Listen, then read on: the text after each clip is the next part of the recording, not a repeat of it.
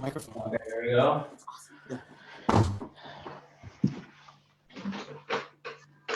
Just see.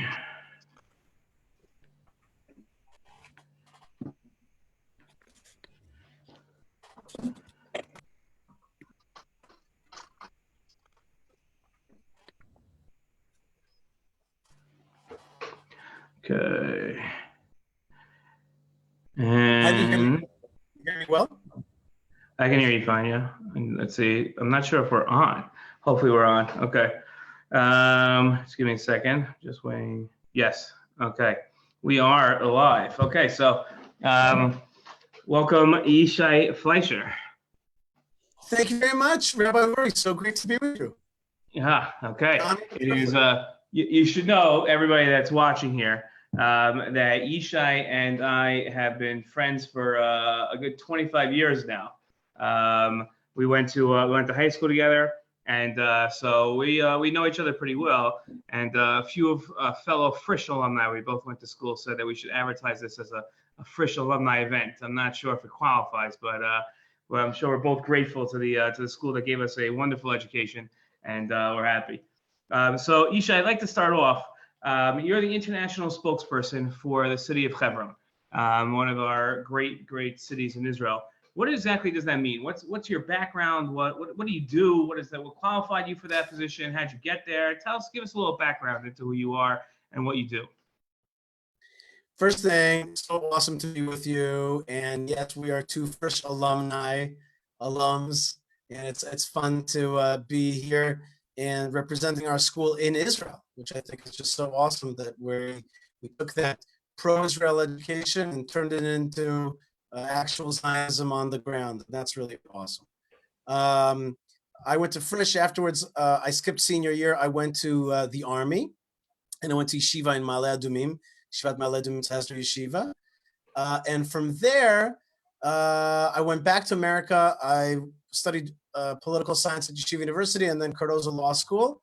And then immediately after law school, in the second year of law school, I got married to a girl I met in law school. And we went to Hebron and we got married in 2002. That was during the height of the Second Intifada.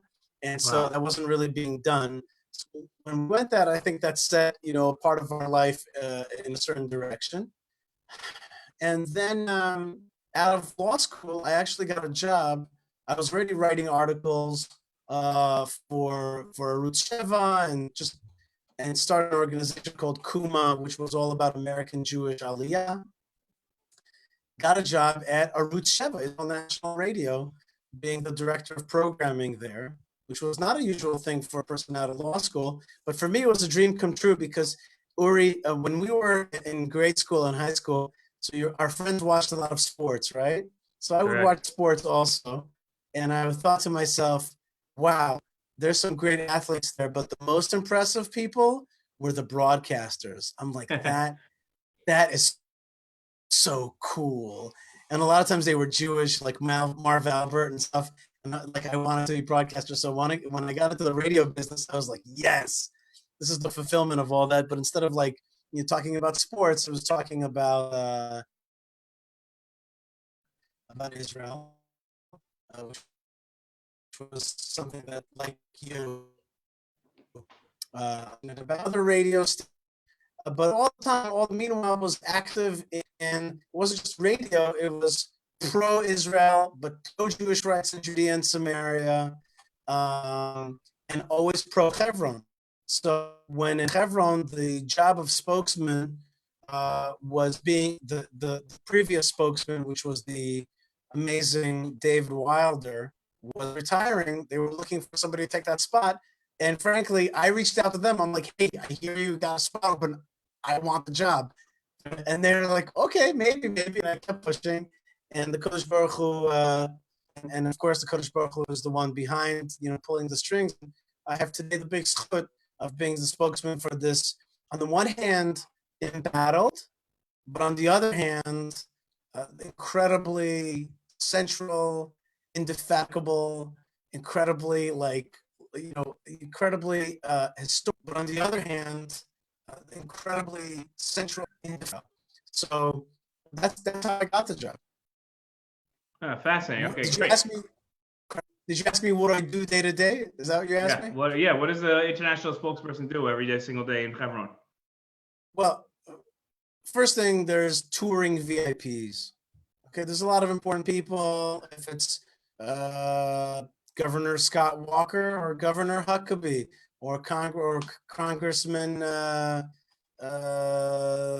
Jim Jordan was just there, right? Congressman Jim Jordan was with us. Mike Johnson was with them, et cetera, et cetera. Or it's wealthy people because fundraising is part of what I do. It's actually a very beautiful part of what I do. I've learned that fundraising is something that I have understood is actually one of the most beautiful things in the Jewish world. When you have an important project that the Jewish world should care about, and you help build it by helping other people connect to it, it's an awesome thing. And then there's writing, telling the story, and the crux of it all boils down to a very important central idea, which I have, which is that the Israel today is in a war. That war is not just a physical war against terrorism and against armies. It's also what I call the narrative war. The narrative war is a way to attack Israel by undermining its good name, by making allies doubt they should support Israel, by making young people disenchanted with Israel or thinking that it's contrary to their value system, making young Jews doubt their connection to Israel. This narrative war is afoot, and it's really there in order to, what its goal is to really defame Israel, to make its public name mud, if you will. And so as the international spokesman, I actually do battle with the anti-Israel narrative that's out there. And I think that's really kind of like all the other stuff that I do. Well, at the heart of it is really speaking about Israel. First thing, out the lies, defeating the lies, but also tell our story better, louder. I'll give you just one example. The term West Bank is a term that really means that it throws out the Jewish history of the place, doesn't use the term Judea and Samaria, which is how we call it and how it's been called for thousands of years. But then Judea and Samaria is too long of a term. So use that and you're going to lose people. So maybe use the term Judea. That's one of the things I try to do. But then instead of that, how about use a term that connects with, let's say, for example, an American crowd by just calling it the heartland of Israel. So just to develop that, I'll give you just one more example. Instead of saying we have a battle with the Arabs, we don't have a battle with the Arabs. There are many Arabs that are with us, that are on our side, that are friends of ours, but we do have a battle with the jihad. So a lot of times in any kind of a crowd or group, I'll say, I don't have a problem with Arabs. I have a problem with the jihad. People are like, oh, so you're not racist. You're not like anti-Arab. No, of course not, but I am anti-jihad. And just to make that small twist in the mind helps tell our story a little better. Interesting. Okay, great. So in essence, you're a storyteller for the Jewish people. Sure. Look, every marketer is a storyteller. Every fundraiser is a sure. Look, every marketer in diplomacy is a storyteller. The truth of the matter is, if you think about it, you're a very well-known teacher. At the end, we're always telling stories. Even learning a daf of Gemara is a story. Okay, it's a story about Jewish law that came from Sinai, and how do we understand it, and how do we live it? It's a code for life. So it's always telling the story. So what you just said that I'm a storyteller, that actually dawned on me very late in life. I was doing it for many years, but then suddenly that term that you just used dawned on me much later, like, oh yeah, like storytelling, that's the essence. Narrative, like creating a story in people's minds, creating a story in young people's minds, creating a story in a congressman's mind that makes sense, creating a story in a donor's mind, an article that explains what the story is really about. So yeah, I totally agree with that. I think if we would teach people that storytelling is essential, and not just kind of like witty answers or mathematical answers or answers that are legalistically true but aren't attractive. you see, I'll give you an example of what I'm talking about. There used to be this great, huge uh, directive of how to talk about Judea and Samaria. So the Hasbara organizations would say, tell the students it's not occupied, it's disputed. They would say the word, well, it's not occupied, it's disputed, because that's mathematically true. See, it's not, we didn't steal the land, it's in dispute. But that doesn't win anything in terms of storytelling. When you're in a classroom and you're being shouted down by some pro-Palestinian activist, and you're like, "Hey, it's not occupied; it's just disputed." And the other guy's like, "You stole my land," and you're like, "Well, it's disputed." That is not an answer that meets that challenge head to head. Okay, it's not a passionate, well-articulated answer that tells a story. That's not your story. My story is that it's not disputed. That's not my story that it's disputed. That's some kind of legal thing that gets me out of a legal problem. In truth, this is my heartland. I'm passionate about this. Our people have never forgotten that. You do a great job, Rabbi Uri, tweeting about it with such depth in short amount of words about our story, not about like what our not story is. So trying to convey that passion, but still keeping it in words that are reasonable, logical, not hateful, not a turnoff from some of the common feelings of our time, and not necessarily running afoul of certain liberal ideology, but rather showing how those things can actually coalesce. For example, by talking about Jewish indigeneity in the land of Israel. That's just an example. But basically, yes, storytelling is key. And I wish that we would all take a class when we do pro-Israel activism. We would take a class in storytelling and think about how do we tell our story? What does the other side hear when we tell our story? I think it's also important because I think that that when you use words like disputed territory, you're playing defense. And whenever you're playing defense, you're on their side of the field by definition. If you take a football example or a hockey example or basketball or really almost anything, while storytelling is going on the offense. We have our own pitch to make. We have our own story to tell. And truth be told, our story is factual. We have the facts behind us. So in that sense, it's important to go on the offense. I think that's important. My question for you is like this. I'd love to have a conversation about wordage and the best way to get our story across. But obviously, everybody's always concerned here today about coronavirus, and it's interesting to think about a city that's 5,000 years old. How are they dealing with coronavirus out in Hebron? First thing is like let's Rabbi Uri, let's be honest. Like everything about coronavirus is brand new.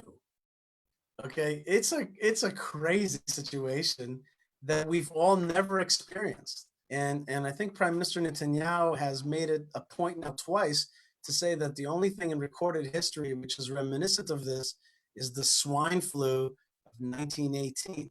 So we're talking about 102 years ago since we saw such a thing.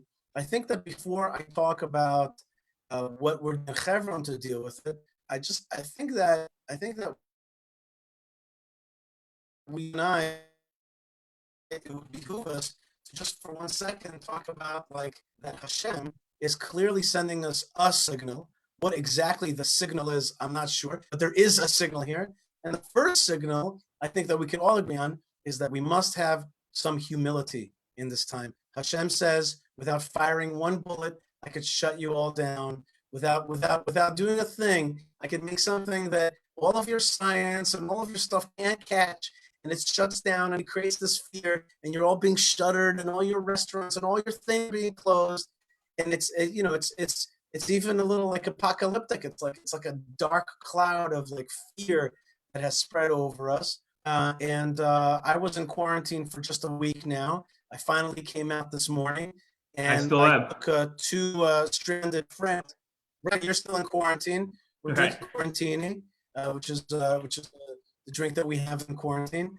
And I went out today and I saw the land, and I went out to the tomb of Samuel, and I went to Gush Etzion. I took these Australian tourists with me uh, Australian Friends of Israel, Great Friends of Israel, the founders of an organization called the ADA, the Australian Jewish Association, and they were being treated like lepers around here. And I don't mean because anybody was mean to them, just the orders of such, the situation is such as that foreigners are not allowed to go into places, they're seen as contaminated, etc.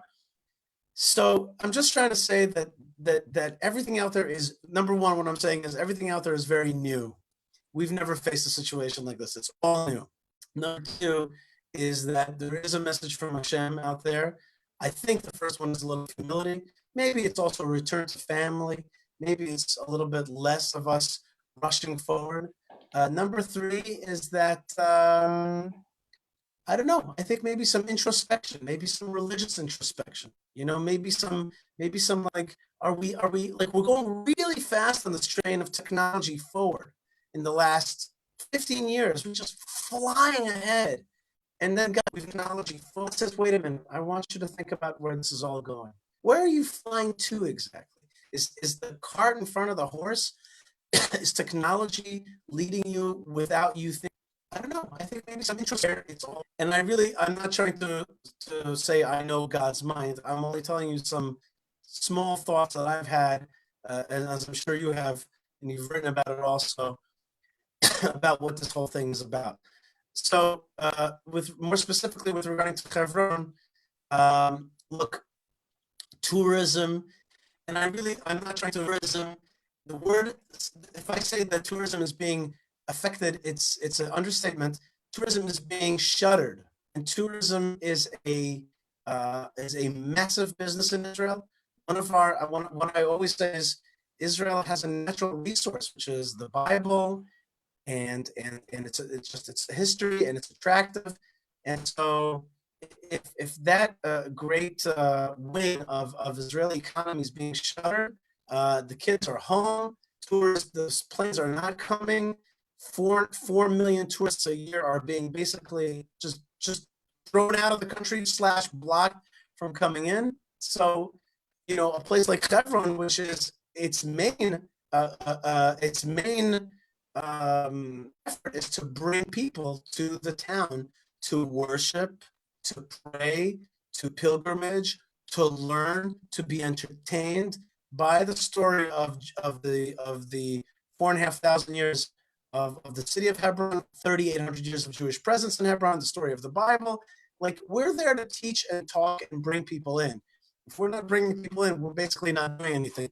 So organizations like ourselves, which try to protect places like Hebron, we're basically doing one thing, which is we're shutting down, like everybody else, shutting down all non-essential costs because there's going to be less funding coming in, and then we're gonna do some focus work on building infrastructure, the websites, the signs, the things, and doing what you're doing, which is to broadcast more in the meantime from there.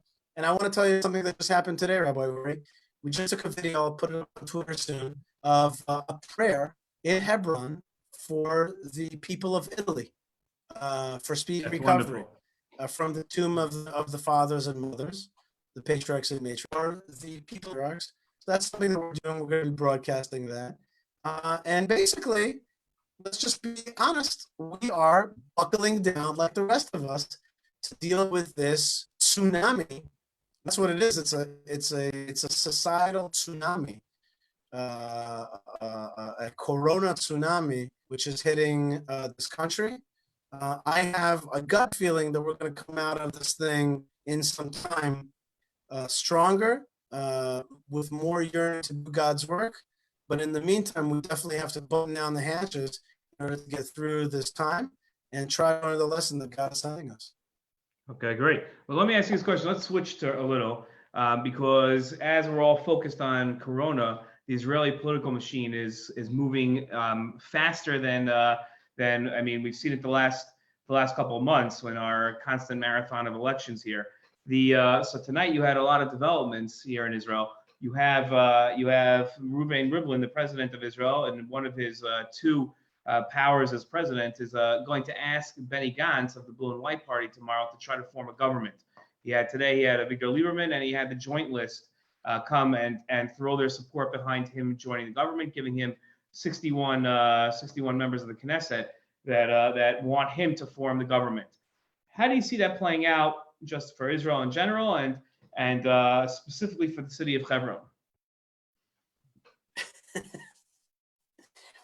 I want to say first thing that I think that Prime Minister Netanyahu, you can find faults in the man. I think that he will be remembered as one of the greatest prime ministers in Israel's history. And I say this as a person who belongs to the nationalist, maybe towards ultra-nationalist of the Israeli, although I vote for the nationalist parties. I don't vote for parties who are not going to cross the threshold.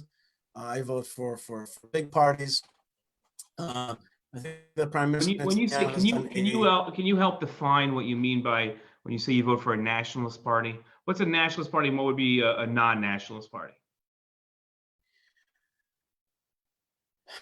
So here in Israel, we have parties that are so-called nationalist is a nice way of saying right wing, which is more in America would be more close to conservative type parties. But basically, in simple terms, I'm going to vote for a party that wants to hold on to Judea and Samaria, or same as the so-called West Bank, or the biblical heartland, or Israel's West Bank background.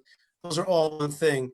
I want a party that's going to hold on to those things and not create a Palestinian state like we did in Gaza. I don't want to see that happen again. And so people like myself are going to vote for so-called nationalistic parties, which are generally more that today, the way it's lined up is they're more religious, more likely to be interested in religion and Jewish identity as an important part of the state of Israel, and are going to be more inclined towards holding on to Judea and Samaria instead of towards moving towards a two-state solution. People like myself and the people I represent are dead set against the two-state solution. I think that it is both historically, morally, legally, religiously, and militarily a mistake, and that we have tried it and it has failed. So I'm going to vote for parties that help me move that agenda ahead, which also happens to coincide with more Jewish identity. And it doesn't necessarily have to, but it today does also coincide with a more free market, less socialistic outlook. Okay, those things are not necessarily related, but they are correlated today, and they basically end up in the same party. So the Likud and the Yamina parties represent nationalist parties. Within their bloc is also today the ultra-Orthodox or the Haredi parties that are today more nationalistic in the sense that they also want to hold on to the land of Israel, and they certainly, for sure, want more Judaism, Jewish identity in the state of Israel. So, let's say if I have a friend and he says, I'm voting Shas, I'm going to say, that's fine. That's great. That's within the bloc. And certainly, for sure, you want to vote for a Sephardi religious party. I get it. I respect that. I like that party. I may not vote for that as a first vote that I would cast, but I understand where you're with. We're in it together, although a slightly different coloration. So nationalism is opposed to center-left bloc parties, which call for a two-state solution, nationalistic, and vote for that as a first a Jewish identity of the state, and more interested in a globalist secular identity, an Israeli identity, but maybe they define it more broadly. And another notch in that is the issue of the Arab parties. Now, I am not, as I said before, I'm not anti-Arab in any way. I'm interested in minorities that live in our land to succeed. I want the Arab minorities to do well in the country. I want them to feel integrated. And I want them to feel like this Israel is a decent option and a part of an identity that they can enjoy while keeping their Arab, Muslim, and maybe even Palestinian identity. But, being proud of being to do well in the country. I want them to feel integrated, an Israeli, Arab, etc. I want that. But what I don't want are people that are going to just use the Israeli democracy to push forward an agenda to actually undermine and destroy Israel. And I believe that some in the Arab parties today, which is called the Joint Arab List, which is made up of 3 Arab parties, I believe that some of the members on that party, if not most of the members in those 3 parties, are actually anti-Israel. And I only say this because they say it, and they've said it in numerous things. And so today, the blue and white, the center left blue and white party has made a humongous leap by basically welcoming in, on one level or another, the Joint Arab List into a potential coalition, or at least getting them to, and it's a potential coalition, or at least getting the blue and white. And that to me has crossed a red line. I'd like to think that it's crossed a red line for a lot of Israelis. By the way, this does not mean that I wouldn't want to see an Israeli Arab on the Likud list. I'd love to see that. Just like we used to have Ayub Kara from the Druze contingent of the country. By the way, there have been Arabs on the Likud list in the past, and I think it's also important to point out that just that the Arab list is not part of the government yet, the joint list. It's rather that they've given their support to Benny Gantz and the Blue and White Party to form the government, and as they're not part of the government yet. It's not that Benny Gantz is going to be the prime minister now, but rather I think it's more for people. A lot of people don't understand that. A lot of people think that tonight the joint list is now part of the government, and Bibi Netanyahu is no longer the prime minister. Bibi Netanyahu is still the prime minister. He's the interim. He's been the what's called the Rosh HaMemshel HaYotzei, the outgoing prime minister is his official title, but it's been like that for over a year now since the first election. So I think it's just important for people to realize that it's not the joint list is not part of the government, and nor does anybody think they'll ever be part of the government, because they're, as you said, fundamentally opposed to the government, and unless some outrageous demands are met by them, they're not going to join the government. That's right. That's right. But you can disagree with me if you find an issue. No, I don't disagree with you. I only want to point out the salient point here, which is that blue and white party has crossed some kind of threshold. Sure. And I do not stand with that, and therefore, when you ask me the question, what's a nationalist party?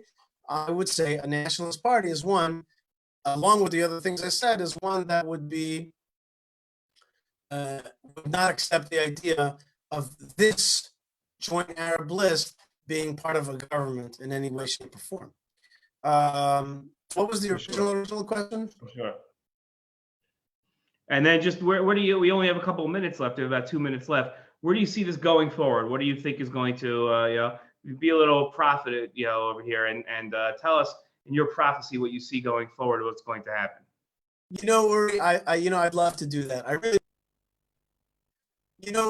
I prophesied at the end of the first election, and I was mostly right. But then you know what? That went kablooey. And then there was a second election, and we were tearing our hair out. You know what? I made a prophecy, and it didn't go anywhere. Now there were third elections. They were kind of good, and then they were kind of not so good. And now Netanyahu is facing an indictment. But in the middle, right before he was about to go to court, there's a global pandemic.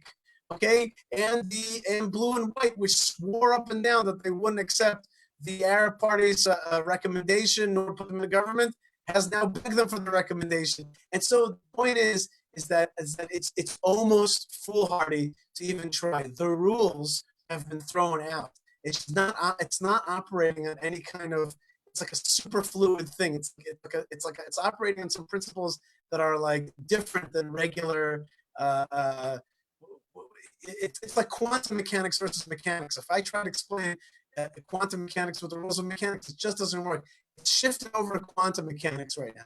So I can't really tell you what's going to happen in government right now. But I can tell you this: more people are moving away from the idea of a two-state solution and holding on towards Judea and Samaria.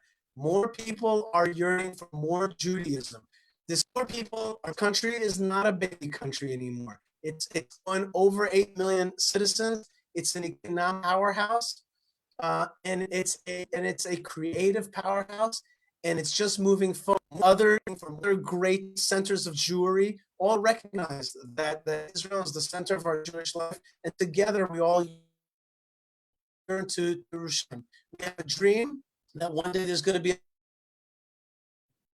Beit HaMikdash on the Temple Mount. How that's going to work, I don't know, but I'm pretty confident that God Almighty has promised us for the last 2,000 years that we're going to be ingathered, and He's brought us back to this land and reinstituted our people and our language and our Torah, and our land is flourishing, and our economy is strong, and people are yearning for Torah.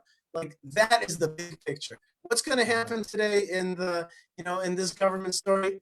It's up. But the big picture of where our people are going, I think, is set out. It is pretty straight. And I invite everybody that's listening to your excellent program today to be part of the story, to be part of this great story, to understand the centrality of Israel, to fall in love with this great mission. That doesn't mean that you have to forego all your other loves in life, but to become part of this great thing, this great and incredible story of the ingathering of the Jewish people, the birth of it, and really the revelation of God in this world. Well, Yishai, thank you very much, as you are our first guest on our program, Pillow Schmooz, and I hope that everybody will tune in. Tomorrow night, we're going to be having Rabbi Stephen Berg, the Mankal, the CEO of Yishai Torah International, with us. And Yishai, I want to thank you very much for joining us, and thank you very much.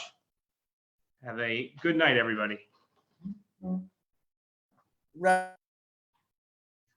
Uri, great work. Keep it up. Yeshar koach.